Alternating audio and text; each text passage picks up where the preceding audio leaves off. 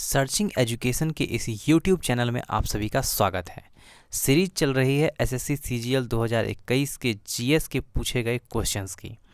आगामी SSC CGL और SSC CGL ही नहीं बल्कि SSC CHSL, SSC GD, SSC steno, railway NTPC, group D, BSSC और अन्य वनडे टाइप जो भी एग्जामिनेशन केंद्र और राज्य सरकार के द्वारा आयोजित कराया जाता है, उन सभी के लिए ये सीरीज काफ़ी महत्वपूर्ण होने वाली है। तो आइए बिना समय गंवाए स्टार्ट करते हैं आज की महत्वपूर्ण सीरीज। और एक बात, आपको यह वीडियो कैसा लगता है कमेंट सेक्शन में ज़रूर बताएं, और किस टॉपिक पर आप वीडियो देखना चाहते हैं वो भी ज़रूर बताएं, आपको प्रोवाइड कराया जाएगा। वीडियो को अंत तक ज़रूर देखिए क्योंकि 25 क्वेश्चन के बाद आपको कुछ क्वेश्चंस बूस्टर डोज वाले भी मिलेंगे। तो आइए शुरू करते हैं आज का मोटिवेशन जो आपको आगे बढ़ने के लिए प्रेरित करेगा और आपको ऊर्जावान बनाएगा। आज का मोटिवेशन है, कई जीत बाकी है, कई हार बाकी है, अभी तो ज़िंदगी का सार बाकी है। कई जीत बाकी है, कई हार बाकी है, अभी तो ज़िंदगी का सार बाकी है। यहाँ से चले हैं नई मंजिल के लिए, यहाँ से चले हैं नई मंजिल के लिए, यह तो एक पन्ना था, अभी तो पूरी किताब बाकी है। बहुत ही अच्छा लाइन है, आप ज़रूर फॉलो कीजिए। देखते हैं आज के महत्वपूर्ण क्वेश्चंस के। देखिए, ये कुछ बूस्टर डोज वाले क्वेश्चंस हैं। जैसे पहला है, कुनो नेशनल पार्क कहाँ है? दक्षिण अफ्रीका में। घास के मैदान को क्या कहते हैं? भारतीय संविधान में कितने अनुच्छेद, भाग और अनुसूचियां हैं? जीएसटी भारत में कब से लागू हुआ? देखिए, 25 क्वेश्चन जब हो जाएगा तब उसके बाद इसके आंसर को कराया जाएगा। आगे का क्वेश्चन है, T20 वर्ल्ड कप 2022 कहाँ हो रहा है? तैरता हुआ नेशनल पार्क भारत में किस राज्य में है? दुनिया का सबसे बड़ा मैंग्रोव वन कौन सा है? हिंदी दिवस कब मनाते हैं? 5वीं खेलो इंडिया यूथ गेम्स किस राज्य में आयोजित होंगे? राष्ट्रमंडल खेल 2022 में भारत का स्थान कौन सा रहा? आईएनएस विक्रांत कहाँ से लॉन्च किया गया? उसके बाद है, भाषा के आधार पर बनने वाला पहला राज्य। काला पानी विवाद कौन कौन से दो देशों के बीच है, ये आपको बताना है। भारत का सबसे ऊंचा हर्बल पार्क कहाँ है? भारत में अंतरिक्ष विज्ञान के जनक कौन थे? तैरता हुआ नेशनल पार्क, ये तो हो चुका है। दुनिया का सबसे बड़ा मैंग्रोव हिंदी दिवस कब मनाए जाते हैं, ये रिपीट हो चुका है। तो आज का ये पहला क्वेश्चन है एसएससी सीजीएल 2021 में जो पूछे गए थे, ये प्रीवियस ईयर क्वेश्चन है। कैमेलिया साइनेंसिस डैश पैदा करने वाला एक पौधा है, तो इसका आंसर हो जाएगा चाय। कैमेलिया साइनेंसिस चाय पैदा करने वाला एक पौधा है। तो ये कह सकते हैं आप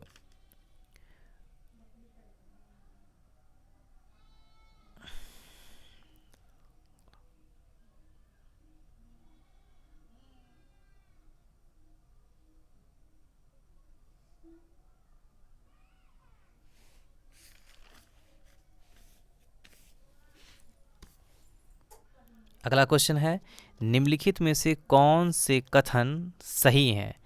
तो 3 कथन दिए हुए हैं। कर्नाटक, पहला कथन है कर्नाटक भारत में कॉफ़ी का सबसे बड़ा उत्पादक है। दूसरा है, अरेबिका कॉफ़ी की एक किस्म है। तीसरा है, शुरुआत में मेक्सिको से लाई गई अरेबिका किस्म का उत्पादन भारत में किया जाता है। तो इसका आंसर हो जाएगा केवल 1 और 2। कर्नाटक भारत में कॉफ़ी का सबसे बड़ा उत्पादक है, ये सही है। अरेबिका कॉफ़ी की एक किस्म है, ये भी सही है। शुरुआत में मेक्सिको से लाई गई अरेबिका किस्म का उत्पादन भारत में किया जाता है, नहीं, मेक्सिको से नहीं लाया गया था, ये यमन से लाया गया था, ठीक है ना। कर्नाटका के चिकमंगलूर, कोडागू और हासन जिले प्रमुख कॉफ़ी उत्पादक क्षेत्र है, ये आपको ध्यान रखना होगा। केरल भारत में कॉफ़ी का दूसरा सबसे बड़ा उत्पादक राज्य है, ये आपको ध्यान रखना होगा। अगला क्वेश्चन है, किस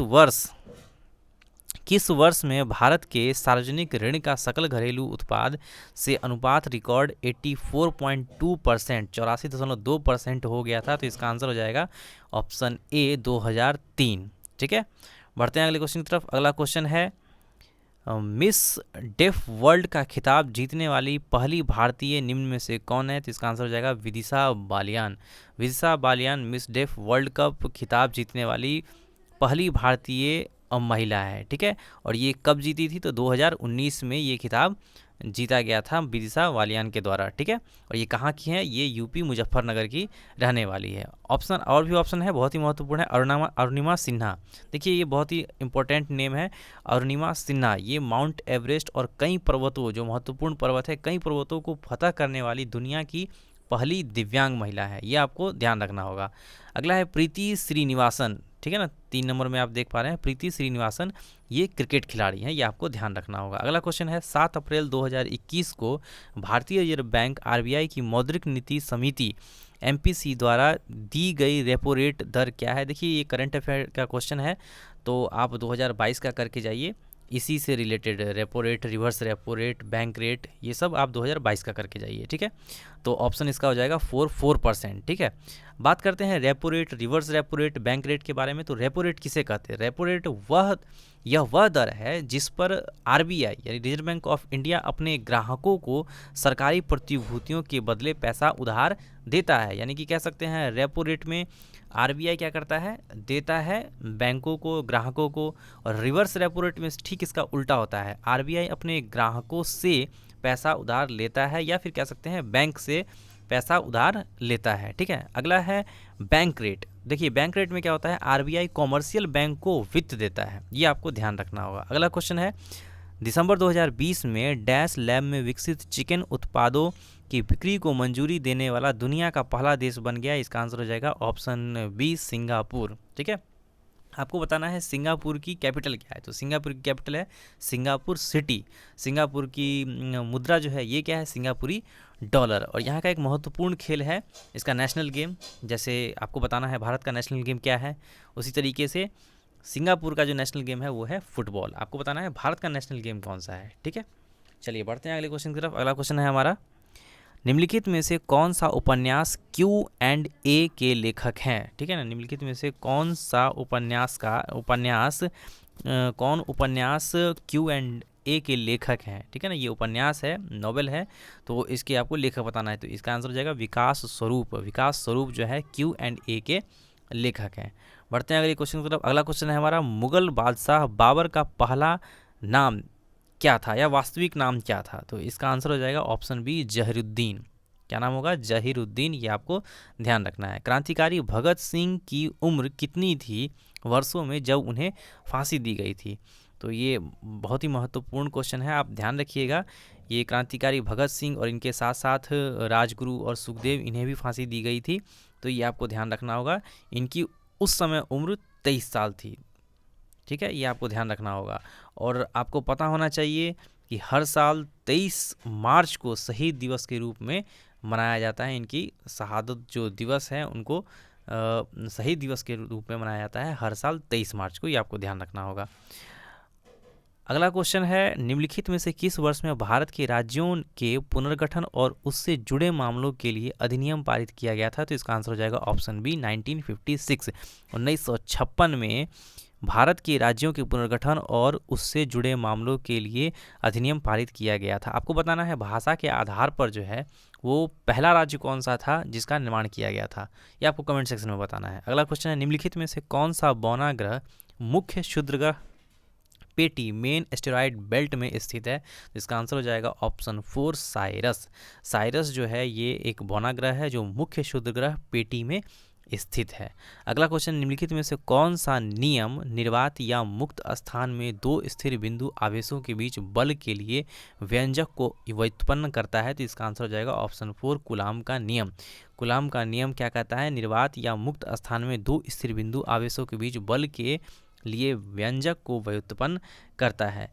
इसमें देखिए लेंज का नियम, ओम का नियम दिया हुआ है। लेंज के नियम क्या कहता है, लेंज का नियम कहता है कुंडली में प्रेरित धारा की दिशा सदैव इस प्रकार रहेगी कि वह उस परिवर्तन का विरोध करेगी जिससे धारा उत्पन्न होती है।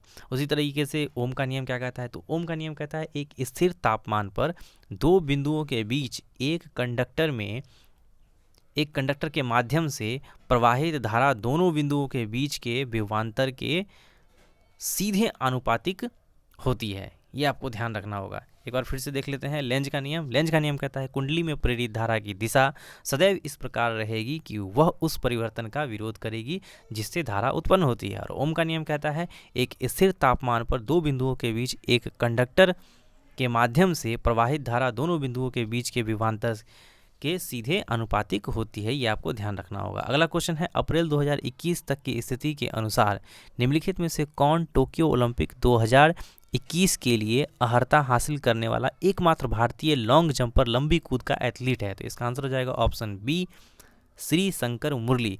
श्री शंकर मुरली जो हैं ये टोक्यो ओलंपिक 2021 के लिए अर्हता हासिल करने वाला एकमात्र भारतीय। देखिए टोक्यो ओलंपिक बेसिकली देखा जाए तो 2020 में इसका मतलब स्टार्ट हुआ था, आयोजन हुआ था, लेकिन कोविड की वजह से इसे 2021 में भी शिफ्ट किया गया था, ये आपको पता होना चाहिए। ठीक है, आपको पता होना चाहिए टोक्यो ओलंपिक 2020 में भारत की रैंकिंग क्या रही थी। तो भारत की रैंकिंग रही थी 48th। कितने मेडल? 7 मेडल भारत के झोली में आए थे, और 1 गोल्ड मेडल, 2 सिल्वर मेडल और 4 जो है ब्रॉन्ज मेडल। गोल्ड मेडल किसने जीता था? तो गोल्ड मेडल जीता था नीरज चोपड़ा ने भाला फेंक प्रतियोगिता में। ठीक है ना, जेवलिन थ्रो जिसे बोला जाता है, भाला फेंक। और आपको पता होना चाहिए हर साल 7 अगस्त को भाला फेंक दिवस मनाया जाता है।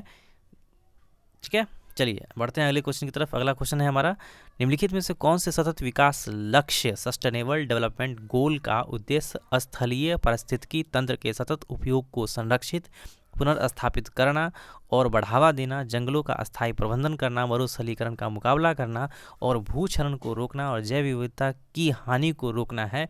तो देखिए टोटल SDG यानी कि सस्टेनेबल डेवलपमेंट गोल जो है वो 17 है, जिसमें से ये जिसके बारे में बताया गया है स्थलीय पारिस्थितिकी तंत्र के और कह सकते हैं उपयोग को संरक्षित, पुनर्स्थापित करना और बढ़ावा देना, जंगलों का स्थायी प्रबंधन, ये सब जो आता है ये सस्टेनेबल डेवलपमेंट गोल 15 में आता है। कुछ महत्वपूर्ण है जो मैं आपको बता देता हूँ, बाकी आपको 17 को 1 से लेकर 17 तक है वो सब आपको देख करके जाना है, एटलीस्ट देख के जाना है। पहला है कोई गरीबी नहीं, दूसरा SDG 2 शून्य भूखमरी, SDG 3 अच्छा स्वास्थ्य और कल्याण, और SDG 6 जो है स्वच्छ जल और स्वच्छता। ये कुछ महत्वपूर्ण SDG मैंने आपको बता दिए, सस्टेनेबल डेवलपमेंट गोल। चलिए बढ़ते हैं अगले क्वेश्चन की तरफ। अगला क्वेश्चन है हमारा, हिंदू उत्तराधिकार अधिनियम 1956 के लिए वर्ष डैश में एक संशोधन पारित किया गया था? तो इसका आंसर हो जाएगा 2005 में एक संशोधन पारित किया गया था हिंदू उत्तराधिकार अधिनियम 1956 के लिए। ठीक है, चलिए बढ़ते हैं अगले क्वेश्चन। अगला क्वेश्चन है, निम्नलिखित में से कौन सा तत्व प्रकाश उत्सर्जक डायोड संरचना के निर्माण के लिए उपयुक्त नहीं है? तो इसका आंसर हो जाएगा ऑप्शन बी, जर्मेनियम। ये नहीं है। ऊपरकोट बौद्ध गुफाएं गुजरात के किस शहर में मिलेंगी? तो ये मिलेंगी आपको जूनागढ़ में। जूनागढ़ कहाँ है? गुजरात शहर में। अगला क्वेश्चन है, किसी देश की अत्यधिक कुशल उच्च शिक्षित पेशेवर आबादी के एक बड़े भाग का बेहतर आर्थिक और सामाजिक अवसर के लिए दूसरे देशों में प्रवास क्या कहलाता है? तो इसका आंसर हो जाएगा प्रतिभा पलायन। एक जगह से दूसरे जगह जाना, ये भी एक पलायन का एग्जाम्पल है। ठीक है, किसी देश की अत्यधिक कुशल उच्च शिक्षित पेशेवर आबादी के एक बड़े भाग का बेहतर आर्थिक और सामाजिक अवसर के लिए दूसरे देश में प्रवास क्या कहा जाता है, क्या कहलाता है? ये कहलाता है प्रतिभा पलायन। ओके, अगला क्वेश्चन, निम्नलिखित में से किस क्रांतिकारी को अलीपुर बम षड्यंत्र मामले में अंग्रेजों ने एक आरोपी के रूप में गिरफ्तार किया था? तो इनका नाम होगा कन्हाई लाल दत्त। कन्हाई लाल दत्त, ये आपको ध्यान रखना होगा, अलीपुर बम षड्यंत्र। अगला क्वेश्चन है, निम्नलिखित में से किस महिला पहलवान ने फरवरी 2021 में यूक्रेन कुश्ती टूर्नामेंट जीता? इसका आंसर हो जाएगा विनेश फोगाट। क्या नाम है? विनेश फोगाट।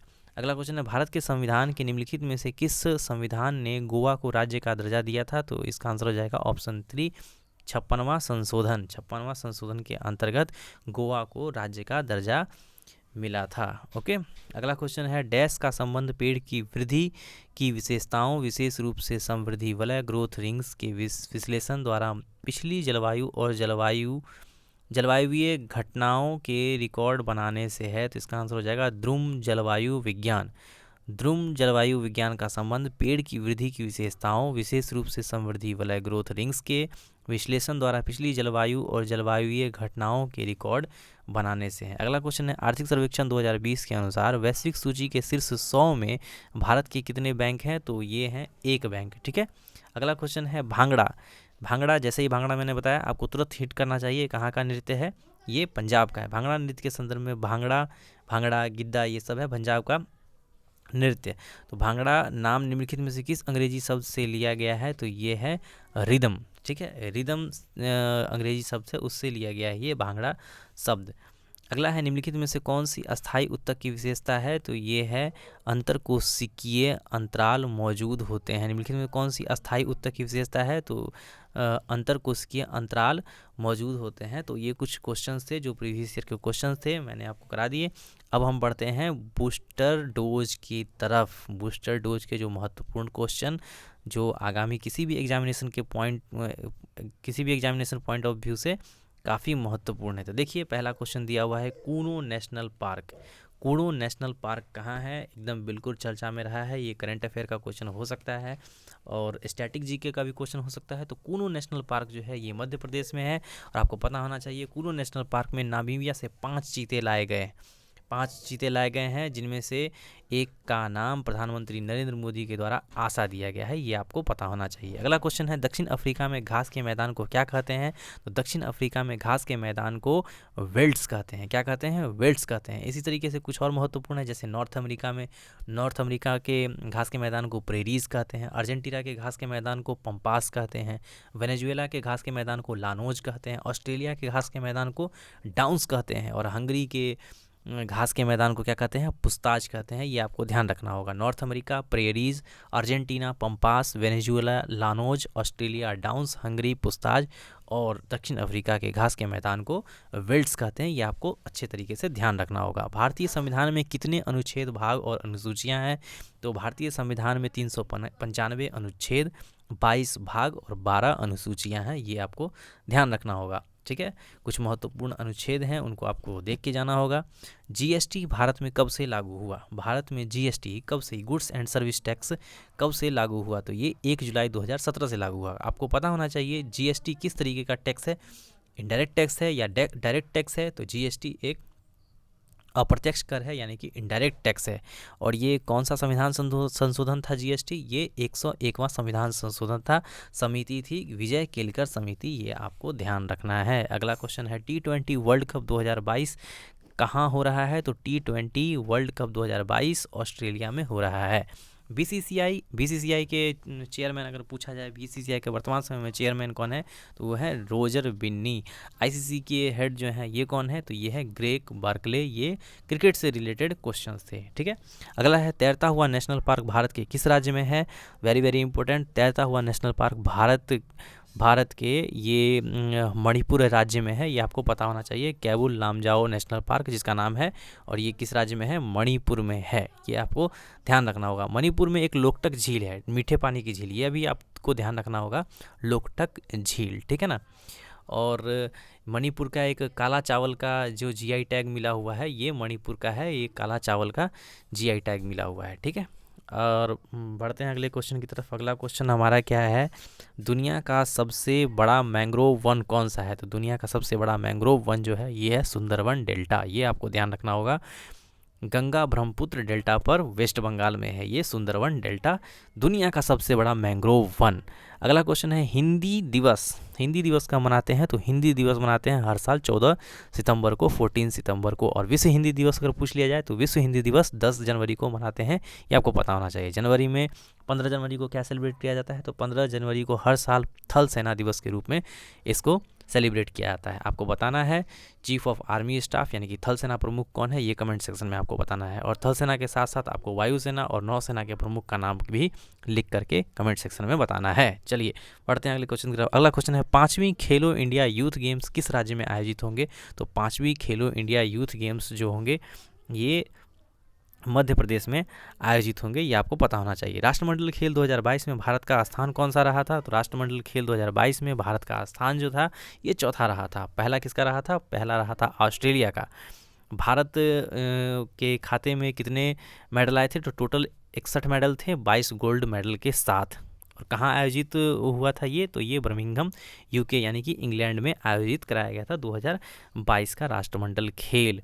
INS विक्रांत कहाँ से लॉन्च किया गया, तो INS Vikrant very very important, INS Vikrant जो है ये भारतीय नौसेना में कोच्चि केरल से इसे मतलब लॉन्च किया गया। ठीक है, और कब किया गया, 2 सितंबर 2022 को, ये आपको ध्यान रखना होगा। ठीक है, और इसको जो बनाने वाली कंपनी है INS विक्रांत को, ये है कोच्चि शिपयार्ड लिमिटेड। ये आपको ध्यान रखना होगा, कोच्चि शिपयार्ड लिमिटेड कंपनी जो है ये INS विक्रांत को बनाई है। अगला क्वेश्चन देखते हैं। अगला क्वेश्चन है भाषा के आधार पर बनने वाला पहला राज्य। भाषा के आधार पर बनने वाला पहला राज्य आंध्र प्रदेश, ये आपको ध्यान रखना है। काला पानी विवाद कौन कौन से 2 देशों के मध्य हुआ? तो काला पानी विवाद जो है ये भारत और नेपाल के मध्य है। भारत का सबसे ऊंचा हर्बल पार्क कहाँ है? तो भारत का सबसे ऊंचा हर्बल पार्क जो है ये उत्तराखंड में है। और उत्तराखंड में एक बहुत ही इम्पोर्टेंट नेशनल पार्क है, जिम कॉर्बेट नेशनल पार्क, जिसका नाम बदल दिया गया है। नाम क्या हो गया है? तो हो गया है रामगंगा नेशनल पार्क। और सबसे पहले इसका क्या नाम हुआ करता था? तो पहले हुआ करता था हैली नेशनल पार्क।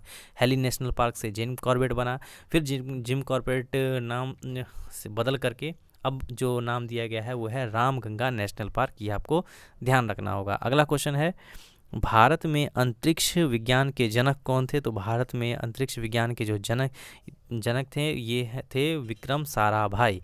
आपको बताना है इसरो के वर्तमान समय में अध्यक्ष कौन है? तो इसरो के वर्तमान समय में अध्यक्ष जो हैं वो हैं सोमनाथ। ठीक है, और कुछ ये क्वेश्चन थे। उसका दुनिया का सबसे बड़ा मैंग्रोव, ये तो हो चुका है। ठीक है, आई थिंक ये रिपीट क्वेश्चन है। हिंदी दिवस का मनाते हैं, कुल्लू नेशनल पार्क कहाँ है? मध्य प्रदेश में। तो ये कुछ क्वेश्चंस थे बूस्टर डोज वाले, और ये आपको प्रीवियस ईयर के क्वेश्चन थे। आपको वीडियो कैसा लग रहा है आप कमेंट सेक्शन में ज़रूर बताएं। वीडियो में बने रहने के लिए बहुत बहुत धन्यवाद।